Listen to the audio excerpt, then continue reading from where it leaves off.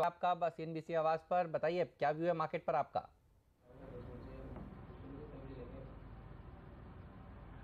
हाँ, good morning. तो market ने 2-3 दिन कंसोलिडेट किया है, थोड़ी सी करेक्शन दी है, लेकिन हमें लगता है 12,200 अप्रैल के महीने में जरूर जाएगा। और अब आपने दो न्यूज अच्छी देख ली, एक आपने कंसोलिडेशन दिया है, मर्जर देखा है in the mid cap banking space, और सिमिलर मिड कैप आईटी में भी बड़ी अच्छी कंसोलिडेशन। तो वो बता रहा है कि they are enough people who are ready to commit money at this level, और कंसोलिडेशन इज द की। हमें लगता है मिड कैप बैंक्स जैसे आपने बात की वो काफी आउट परफॉर्म करेंगे। यहाँ पे हमारा टॉप बेट रहा है आईडीएफसी फर्स्ट बैंक, जो 37 से आज 57 रुपए 56-57 बिक चुका है। और अगर आपका एक साल का नजरिया है तो 75 से 85 का भाव। We think mid cap banking is going to be the next move up, और वहां पे NBFCs which are smart enough to merge will be big out performers.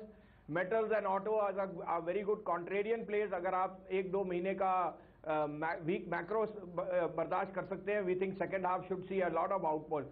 तो 12,200 का निफ्टी इंडेक्स है हमारा अगले महीने इलेक्शन से पहले, और उसके उस बीच में mid cap banks should be out performers.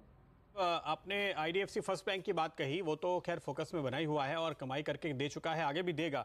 लेकिन आज जिन बैंकों पे नजर है जो आगे मर्जर के कैंडिडेट्स हो सकते हैं, वो धनलक्ष्मी बैंक है, वो साउथ इंडियन बैंक है, करूर वैश्य बैंक है, कर्नाटका बैंक है, सिटी यूनियन बैंक है। ये जो सारे छोटे बैंक्स हैं जो अभी भी आगे कहीं मर्ज हो सकते हैं, इनके बीच से अगर आपको चुनना हो तो आपका पसंदीदा शेयर कौन सा है?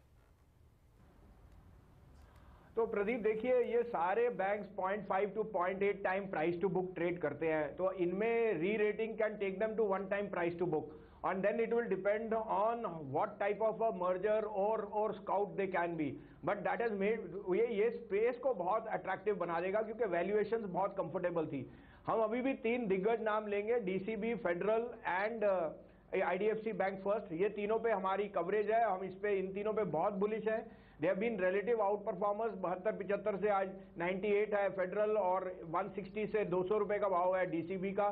तो तीनों पे हम एज अ डिस्क्लोजर बाय है हमारी, और मिड कैप में we will wait for more colour to come. But जैसे आपको कहा, यहाँ पे एक रिस्क ऑन ट्रेड में 0.7 time price to book can easily become even 1, which means 30 to 40% upside in select stocks can be on the cards. बात है तो ये पॉकेट पर नजर रखिए। और देखिए ये बुलिश रहे हैं तो वो रहे हैं भसीन साहब। भसीन साहब, NBCC real estate stock sector में अभी भी आपको पसंद है?